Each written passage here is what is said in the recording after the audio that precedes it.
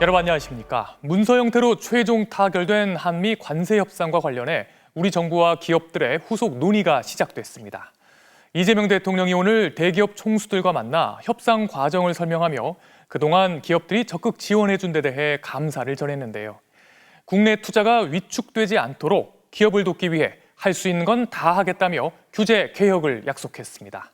먼저 홍신영 기자가 보도합니다. 팩트시트 발표로 한미 관세 협상을 매듭 짓고 맞은 첫 주말, 이재명 대통령과 재계 총수들이 한자리에 모였습니다. 이재용 삼성전자 회장, 최태원 SK그룹 회장 사이에 나란히 앉은 이 대통령은 이번 협상을 잘 방어한 협상이라고 평가하면서 정부 지원에 최선을 다해준 기업들의 감사 인사를 전했습니다. 누가 그런 얘기를 하더라고요. 지금까지 정부와 기업이 이렇게 합이 잘 맞아가지고 공동 대응을 한 사례가 없었던 것 같다. 그건 전적으로 우리 기업인 여러분들 정말 헌신과 노력 덕분입니다. 진심으로. 이 대통령은 친기업 반기업 이런 소리를 하는데 그게 무슨 의미가 있겠냐고 반문하면서 기업을 돕기 위해 할 수 있는 건 다 하겠다고 강조했습니다. 특히 규제 완화 등에 적극 나서겠다고 약속했습니다. 정말 필요한 제일 큰 게 규제 같아요. 예를 들면 규제 완화 또는 해제, 철폐 중에서 가능한 거가 어떤 게 있을지를 실질적으로 좀 구체적으로 지적해 주시면 제가 신속하게 정리해 나갈 겁니다. 삼성전자 이재용 회장은 관세 협상으로 크게 안도하고 있다며 후속 조치에도 만전을 기하겠다고 화답했습니다. 그동안 대통령님 정말 노고가 많으셨습니다. 감사드립니다. 이제 이런 결과를 바탕으로 저희 기업들은 후속 작업에도 차질이 없도록 정부와 적극 협조하겠습니다.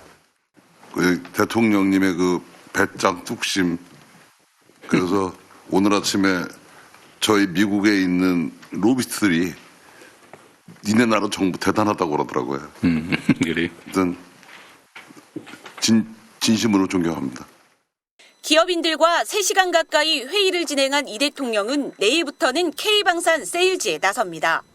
아랍에미리트 UAE를 시작으로 이집트와 G20 정상회의가 열리는 남아공, 또 튀르키예까지 7박 10일간 4개국을 방문하는데 주로 우리의 주력 제품인 방산 수출 문제를 논의할 전망입니다. MBC 뉴스 홍신영입니다. 오늘 한자리에 모인 대기업 총수들도 한미 관세 협상 타결을 자축하며 통큰 투자 약속으로 화답했습니다. 이재용 삼성전자 회장은 앞으로 5년 동안 국내에서 6만 명을 고용하겠다고 밝혔고 정의선 현대자동차 회장은 125조 원이 넘는 사상 최대 규모의 국내 투자를 약속했습니다. 김윤미 기자가 보도합니다. 먼저 삼성은 국내 산업 투자와 관련해 위축 우려가 일부 있겠지만 이런 일이 없게 하겠다고 밝혔습니다. 이재용 삼성전자 회장은 투자 확대 및 청년 일자리 창출, 중소기업이나 벤처기업과의 상생에 더욱 노력하겠다고 화답했습니다. 향후 5년간 6만 명씩 국내에서 고용을 하겠습니다. 네. 최태원 SK그룹 회장도 국내 투자와 고용을 더 적극적으로 진행하겠다고 밝혔습니다. 특히 SK는 용인 반도체에 600조 원 이상을 투자할 방침입니다. 현대자동차 역시 사상 최대 규모의 국내 투자 계획을 밝혔습니다. 정의선 현대자동차 그룹 회장은 2030년까지 향후 5년간 125조 2천억 원, 사상 최대 규모를 국내 투자하겠다고 강조했습니다. 주로 첨단 분야로 AI와 로보틱스 등 미래 신사업 분야에 50조 5천억 원, 모빌리티 연구개발에는 38조 원 등입니다. 미 관세의 15%로 인한 수출 감소 및 국내 생산 위축에 대한 우려를 저희는 잘 알고 있습니다. 부품 협력사들이 부담하는 대미 관세를 소급 지원할 예정입니다. 5년간 100조 원 투자를 약속한 LG도 특히 소재 부품 장비, 일명 소부장에 60조 원을 투자합니다. 100조 원의 국내 투자 중에서 60%를 소재 부품 장비에 대한 기술 개발과 확장에 투입해 협력사들과 함께 경쟁력을 높이며 핵 추진 잠수함 건조 등 이번 관세 협상에서 중요한 연결고리 역할을 했던 한화는 미국 투자에만 그치지 않겠다고 공언했습니다. 선박 가격의 약 40%가 국내에서 공급되는 사례가 있습니다. 국내 조선 기자재 기업들이 함께 성장하는 선순환을 끌어갈 수 있도록 하겠습니다. 특히 옥포 조선소를 확장해 글로벌 잠수함 수요에 대응할 방침입니다. MBC 뉴스 김윤입니다. 잦은 안전사고로 논란이 계속되어온 한강버스가 또다시 멈춰섰습니다. 어제 저녁 항로를 이탈한 배가 강바닥에 걸려 멈춰서면서 승객 80여 명이 긴급 구조되는 일이 벌어졌습니다. 먼저 차우영 기자가 보도합니다. 어제 저녁 8시 반쯤 한강버스 한 대가 잠실 선착장서 118m 떨어진 지점에 멈춰섰습니다. 승객들은 추위에 발만 동동 구르며 구조를 기다렸지만 제대로 된 안내 방송은 없었습니다. 멈춘 직후에는 바로 나가지 않았고 119 해상 특수구조단 배가 오면서 그때 선착장으로 순차적으로 이동할 거라. 어린아이를 포함해 승객 82명은 1시간 가까이 지난 뒤에야 구조됐습니다. 다시 난다. 사고가 난 지 16시간이 지났지만 한강버스는 아직도 선착장에 들어가지 못하고 있습니다. 선착장 주변에는 운항 중지를 알리는 안내문이 설치됐습니다.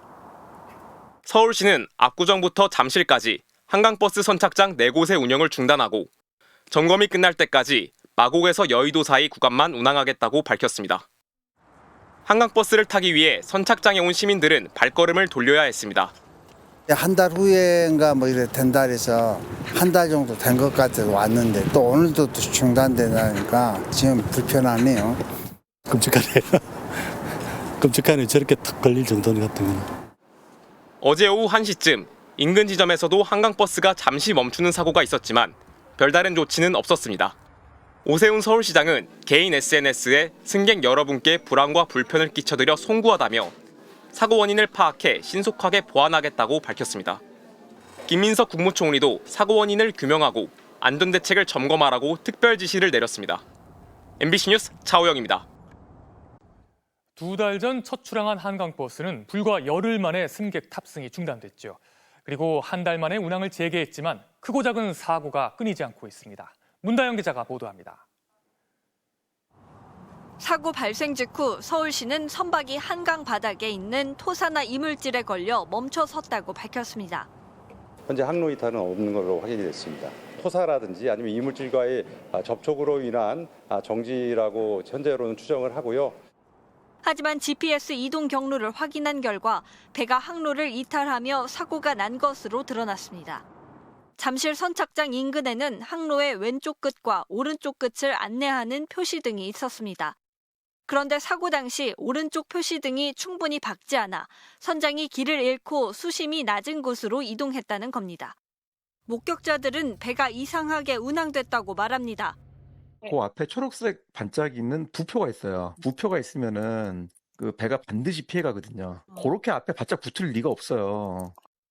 지난달 망원 선착장에서도 선장이 부표를 그대로 들이받는 사고가 있었고 지난달 20일 뚝섬 선착장 근처에서는 유턴하던 한강버스가 선착장 모서리에 부딪히는 등 사고가 잇따랐습니다. 전문가들은 선장과 관리 주체인 서울시 모두 항로나 운항 방법에 대해 제대로 파악하지 못한 것 아니냐고 지적합니다. 배에 또 보면 항해 장비들이 있을 거거든요.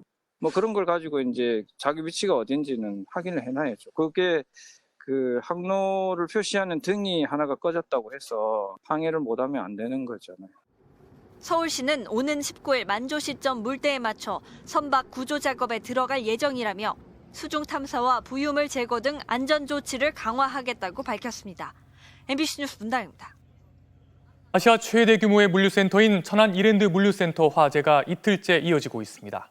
1,000만 장이 넘는 의류 등이 잿더미로 변했고 거대한 연기와 분진으로 인근 주민들의 건강 피해도 우려되고 있습니다. 이혜연 기자가 보도합니다. 건물 벽면에 아슬아슬하게 매달린 패널이 바람에 힘없이 나풀거립니다.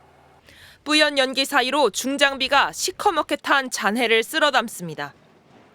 어제 새벽 6시 10분쯤 천안시 풍세산업단지 내 이랜드 물류센터에서 시작된 불길이 아직도 꺼지지 않은 겁니다. 화재 발생 9시간여 만에 큰 불길은 잡혔지만 지하 1층부터 4층까지 1,000만 장 넘게 쌓인 의류와 포장재 등이 불쏘시개 역할을 하면서 내부에는 불씨가 여전한 상황입니다.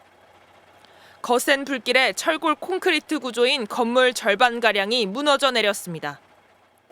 구조물 곳곳이 휘어지고 외벽이 무너져 내리며 직접 진입이 어려운 상태입니다.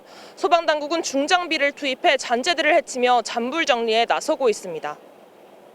축구장 27개 규모의 초대형 건물 속 휘어진 구조물들을 중장비로 전부 해체하면서 불씨를 정리해야 해 완전 진화에는 길게는 일주일 이상 걸릴 것으로 보입니다. 철 구조물은 열에 약하기 때문에 4,500도 되면 휘임 현상이 있습니다. 엿가락처럼. 그래서 쉽게 붕괴 어려움이 있습니다. 경찰은 4층 주변에서 불꽃이 보이는 현장 CCTV를 확보하는 등 화재 원인 조사도 시작했습니다. 인근 주민들도 피해를 호소하고 있습니다. 충남도가 대기 오염 물질을 상시 측정한 결과 기준치 이내였다고 밝혔지만 연기와 냄새가 지독합니다. 냄새도 좀 많이 오다 보니까 방금도 전화로 오신다고 했는데 아기 때문에 못 내리고 그냥 다시 가신 분들도 계시거든요. 이곳에 보관돼 있던 뉴발란스, 스파오 등 이랜드가 국내 유통하는 브랜드 물품들은 사실상 전소된 걸로 보입니다. 산단 인근 공장과 창고 등 14곳의 전기도 끊겨 2차 피해도 현실화하고 있습니다. MBC 뉴스 이혜연입니다. 또다시 의사들이 거리로 나왔습니다. 정부가 추진 중인 의료 정책들을 악법으로 규정하고 총력 투쟁에 나서겠다고 압박했는데요. 또다시 기득권 수호에 나선 것 아니냐는 지적이 나오고 있습니다.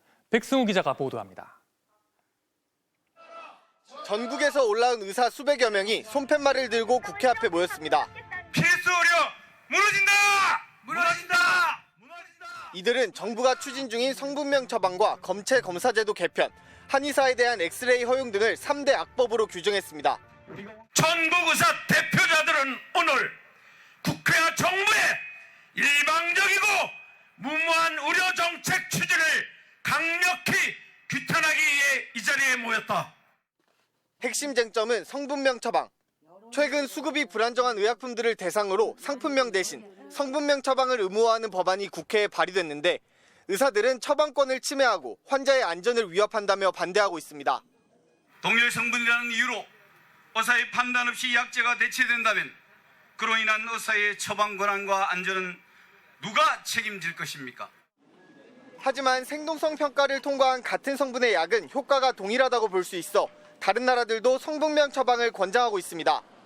혈액과 소변 같은 검체 검사제도 개편도 마찬가지입니다.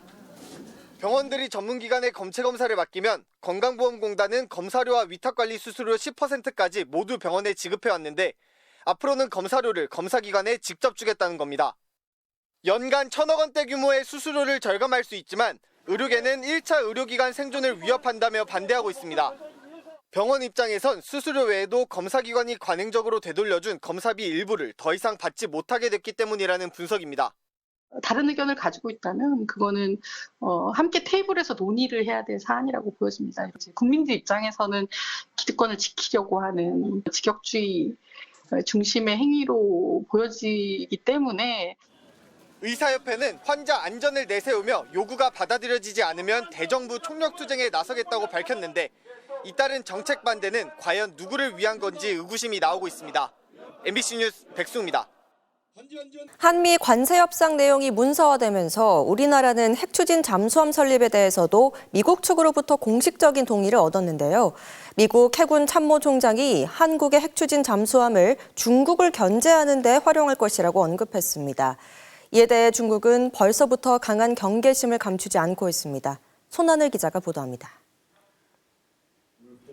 데릴 커들 미국 해군 참모총장은 한국의 핵 추진 잠수함 도입이 역사적 순간이라며 영화 대사를 인용해 큰 힘에는 큰 책임이 따른다고 강조했습니다. 그러면서 이 잠수함이 중국을 억제하는 데 활용될 거라는 게 자연스러운 예상이라고 말했습니다. Working as an alliance together to meet our combined goals on what the United States considers to be our pacing threat, which is China. 이른바 한미동맹 현대화 방침에 맞춰 한국을 중국 견제에 더 적극적으로 활용하려는 전략이 담긴 걸로 보입니다. 한국의 함정 운용을 미국이 관여할 사안은 아니라면서도 한국의 핵 추진 잠수함과 미군이 함께 활동하는 것도 충분히 가능하다고 설명했습니다. 대만 유사시 주한 미군이나 한국군에게 일정한 역할이 있을 것이란 의도도 숨기지 않았습니다. 한미 정상회담 공동 설명 자료엔 대만에 대한 중국의 군사 행동을 겨냥한 일방적 현상 변경에 반대한다는 문구가 포함됐는데 중국은 한미 동맹이 북한 억제를 넘어 중국 견제로 커지는 데 반발하고 있습니다. 다이빙 주한 중국 대사는 앞서 한미 동맹이 대만 문제에 대해 불을 지르지 않길 바란다며 강한 경계심을 드러냈습니다. 希望韩国用好近水楼台的优势，当前中韩关系改善向好，这种态势来之不易。 한국의 핵 추진 잠수함에 대해서도 신중하게 처리하길 바란다며 우려의 뜻을 분명히 했습니다. 최종 건조까지 10년 이상 걸리는 핵 추진 잠수함의 활용을 두고 벌써부터 미중 간 신경전이 시작된 상황에서 국방부는 급변하는 한반도의 안보 환경에 대응하는 것으로 특정 국가를 대상으로 하는 게 아니라고 밝혔습니다. MBC 뉴스 손하늘입니다.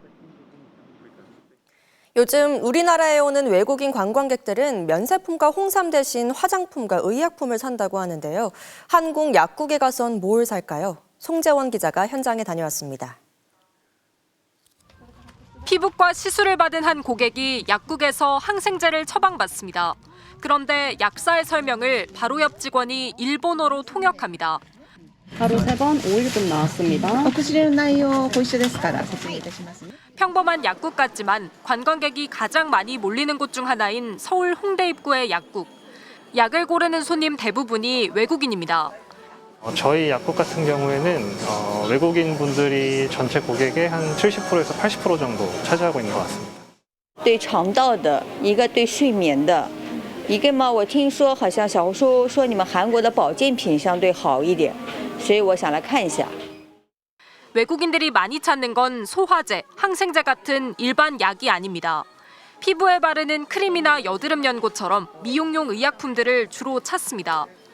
インスタグラムとかでインスタグラマーがおすすめのクリーム、再生クリームとか、それが人気です。 전 세계적으로 뜨거운 K-뷰티 열풍. 더구나 약사 설명을 통역까지 해주다 보니 외국인들도 안전하고 믿을만하다고 보고 약국을 찾게 된 겁니다. 品揃えが豊富なイメージと種類の多さとか品揃えだったりとか分かりやすく効果が分かりやすい感じなのが 올해 9월까지 외국인 관광객들은 1년 전보다 68% 증가한 1조 4천억 원을 병원과 약국에서 썼습니다. 국내 관광 애플리케이션이 서울 명동과 홍대, 강남 일대 약국을 소개할 정도로 약국은 필수 관광 코스가 됐습니다. 코로나19 이전 단체 관광객들이 버스를 대절해 면세점과 홍삼 판매점을 찾았다면 팬데믹 이후 친구나 가족 단위 여행객들이 화장품 가게와 약국을 가득 채우는 게 새로운 K관광의 풍경이 됐습니다. MBC 뉴스 송재원입니다. 치솟는 부동산 가격은 비단 우리나라만의 문제가 아니죠. 독일에서도 10년 사이 월세가 2배 넘게 오르자 주민들이 집을 아예 공공자산으로 바꾸자며 시위까지 나섰다고 합니다. 시장 논리를 넘어선 이 발상 실현 가능할까요? 베를린에서 이덕영 특파원입니다. 독일 베를린의 한 연립주택 앞에 수십 명이 이 집의 세입자가 되기 위해 모여듭니다. 집안을 자세히 살펴보지만 세입자로 선정되지 않으면 소용없는 일입니다. 집주인의 1차 선택을 받아도 2차 설문, 3차 면접까지 통과해야 최종 월세 계약을 맺을 수 있기 때문입니다. Häufig die Vermieter interessiert ist die Nettomiete, also wie viel man als Haushalt, ich und mein Freund zusammen verdienen. 지어진 지 100년도 넘은 엘리베이터도 없는 6층 집에 300만 원이 넘는 월세를 내야 하지만 이마저도 없어서 문제입니다. Intensiv schon seit circa 4 Monaten. Bei 160 oder 162. 넘치는 수요에 부족한 주택 공급. 최근 10년 새 베를린의 월세는 2배가량 치솟았습니다. Schwierig oder fast unmöglich, mit jemandem mit mittlerem Einkommen eine Wohnung zu bekommen. 수익을 우선시하는 대형 부동산 회사들이 임대료를 끌어올리고 있다는 지적이 나오면서 이들이 보유한 주택을 공공소유로 바꿔야 한다는 목소리가 커지고 있습니다. 베를린 전체 주택의 20%를 보유한 걸로 추정되는 이들이 투기 목적으로 월세 올리기에 나서고 있다는 겁니다. 견디다 못해 거리로 나온 시민들은 집은 상품이 아닌 인간의 권리라며 부동산 회사들이 보유한 주택을 공공소유로 전환해야 한다고 요구하고 있습니다. Schon, dass eben dieser relevante Teil von Mietwohnungen in Berlin von diesen großen profitorientierten Wohnungsunternehmen bewirtschaftet wird, maximal möglichen Umsatzsteigerungen aus. Die Auswirkungen sind dann der Mangel an Angeboten von bezahlbarem Wohnraum und der starke 지난 2021년 이를 위한 베를린 주민투표가 실제로 실시됐습니다. 주택을 공공이 사들여 소유하자는데 60% 가까운 주민이 찬성표를 던졌습니다. 베를린 주의회는 투표 결과에 따라 주택 공공소유를 골자로 하는 법안을 논의 중입니다. 부동산 회사들은 임대료급 등은 공급 부족이 원인이라며 반발합니다. 이에 정치권도 미온적이어서 실제 입법으로 이어질지는 미지수지만 주민들은 후속 조치를 추가로 준비하고 있습니다. 사람이 머물릴 집은 돈벌이 대상이 아니라 공공의 영역이란 베를린 시민들의 요구는 우리에게도 생각할 지점을 제시하고 있습니다. 베를린에서 MBC 뉴스 이덕영입니다.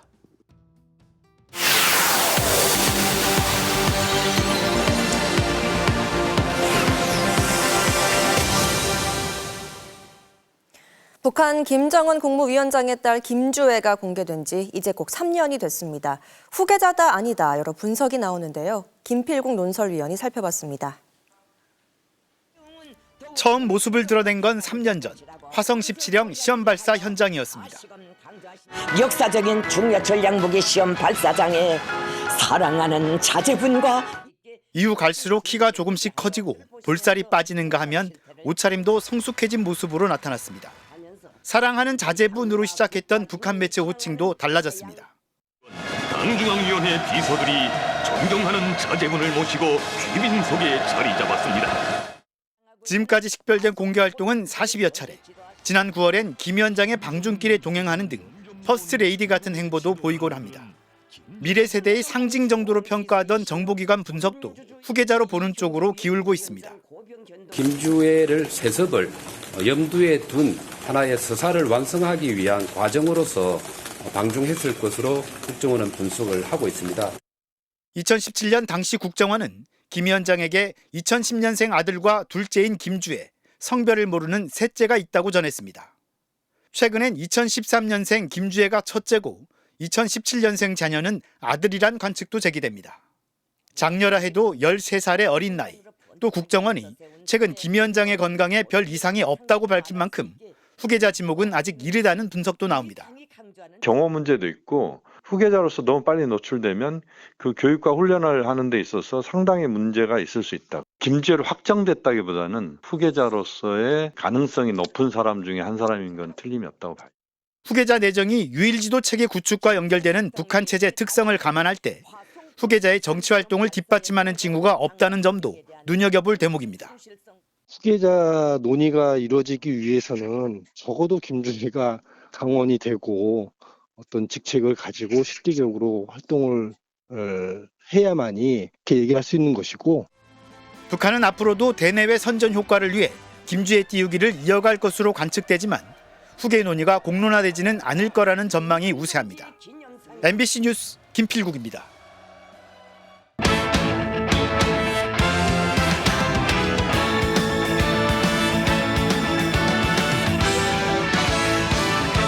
일요일 밤 스포츠뉴스입니다. 류지현 감독이 이끄는 야구대표팀이 잠시 후 일본을 상대로 어제 패배 서력에 나섭니다. 신인 정우주가 선발 투수의 중책을 맡았는데요. 도쿄 현지에서 송기성 기자입니다. 예상보다 현실의 격차는 컸습니다. 4사구 11개를 남발한 투수진이 가장 아쉬웠습니다. ABS 시스템이 없고 주심 판정도 아쉬웠지만 승부처에서 정면 대결하지 못하는 투수력은 일본과 극명한 대조를 이뤘습니다. 없다라고 하면은 사실 말이 안 되는 것 같긴 하고, 왜 그렇게 세계적으로 인정을 받는 투수력인지 확실히 느낄 수 있었던 것 같아요. 그래도 안현민의 괴력을 확인했고 기막힌 주루로 2루타를 만든 신민재 역시 도쿄돔 만원 관중 앞에서 인상을 남겼습니다. 사실 적응을 하기가 어렵다고 생각을 안 하거든요. 뭐 이런 선수 있다라고 좀 그래도 알릴 수 있는 기회가 되지 않았나 싶습니다. 일본전 10연패를 뒤로하고 대표팀은 잠시 후 신인 정우주를 내세워 반전을 노립니다. 체코전에서 삼진 3개를 잡아냈던 위력을 일본 타선에게도 보여줄지가 관건입니다. 제 직구가 외국인 선수들한테도 통하는지 한번 시험해보고 싶었는데 한국의 영원한 라이벌이니까 좀 더 마음가짐을 새롭게 다잡고 던지도록 하겠습니다. 저 하나팬이에요. 다이nyにあるそれこそ新しい世代の一番の期待のピッチャーとして見ています。 아쉬움은 하루면 충분합니다. 대표팀은 잠시 후 한일전에서 짜릿한 승리로 자신감을 충전하겠다는 각오입니다. 도쿄에서 MBC 뉴스 송기성입니다. 여자 프로농구가 사상 첫 여성 감독의 맞대결로 막을 열었는데요. 박정은 감독의 BNK가 최윤아 감독의 신한은행에 승리했습니다. 지난 시즌 BNK의 첫 우승을 이끈 박정은 감독, 그리고 신한은행 지휘봉을 잡고 첫 공식전을 치르는 최윤아 감독. 최초의 여성 감독 맞대결로 개막전이 치러졌는데요. BNK가 2쿼터 김소니아의 석점슛으로 균형을 맞췄고요. 여기에 기대주 김정은의 외곽포로 역전까지 성공합니다. 신한은행 최윤아 감독이 바빠지는데요. 다 다시 정리해. 뭐가 있어? 너가 이소희 맡고, 너가 하드 맡고, 너가 이소희 맡고. 정은이 맡아. 정은이. 이렇게 지시했지만 김정은을 막진 못했습니다. 자신의 한 경기 최다인 14점을 올린 김정은의 활약 속에 박정은 감독의 BNK가 개막전 승리를 가졌습니다. 배드민턴 남자 복식 세계 최강 김원호, 서승재조가 일본 마스터스 정상에 올랐습니다. 올해만 무려 10번째 우승이네요. 일요일 밤 스포츠 뉴스였습니다.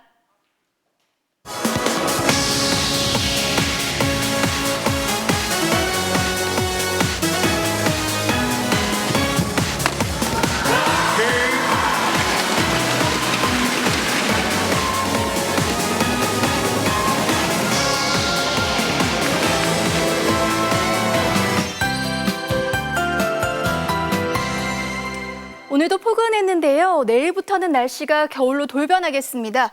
일단 오늘 밤까지 중부와 전북지방에서는 한때 5mm 미만의 비가 조금 내리겠고요. 해안지방에서는 강풍주의보가 갈수록 확대되겠습니다. 찬바람이 강해지면서 크게 추워지겠습니다. 내일 아침 서울의 기온이 2도까지 떨어지겠는데요. 찬바람 때문에 실제 체감온도는 영하 2도까지 떨어지겠습니다. 한낮 기온도 6도로 오늘보다 13도가량 낮겠고요. 모레는 서울의 체감온도가 영하 7도까지 떨어지겠습니다. 추위 속에 내일 밤부터 서쪽 지방에서는 비가 내리겠습니다. 비양은 충남 서해안과 호남 지방에 5mm 안팎이 내리겠고요. 제주 산지에는 1에서 5cm, 호남 지방에서는 1cm 안팎의 첫눈이 내릴 가능성도 있습니다. 내일은 전기 대체로 흐리겠습니다. 동쪽 지방은 오후부터 차츰 맑아지겠습니다. 내일 아침 기온은 서울이 2도, 춘천 1도, 대구 5도까지 떨어지겠습니다. 한낮 기온도 서울이 6도, 대전 7도, 대구 9도에 머물겠습니다. 추위는 목요일 낮부터 차츰 누그러질 전망입니다. 내리셨습니다. 크고 작은 사고가 반복돼 온 한강버스가 운항 중 또다시 멈춰서면서 80명이 넘는 시민이 물 위에서 구조되는 일이 벌어졌습니다. 출퇴근이 가능한 교통수단이라는데 언제 다시 멈출지 알 수 없고 외국인들도 이용할 관광 상품이라고 하기엔 안전이 걱정입니다. 한강버스의 진짜 목적이 뭐고 누굴 위한 건지 서울시의 솔직한 설명이 필요해 보입니다. 일요일 뉴스데스크를 마칩니다. 여러분 고맙습니다.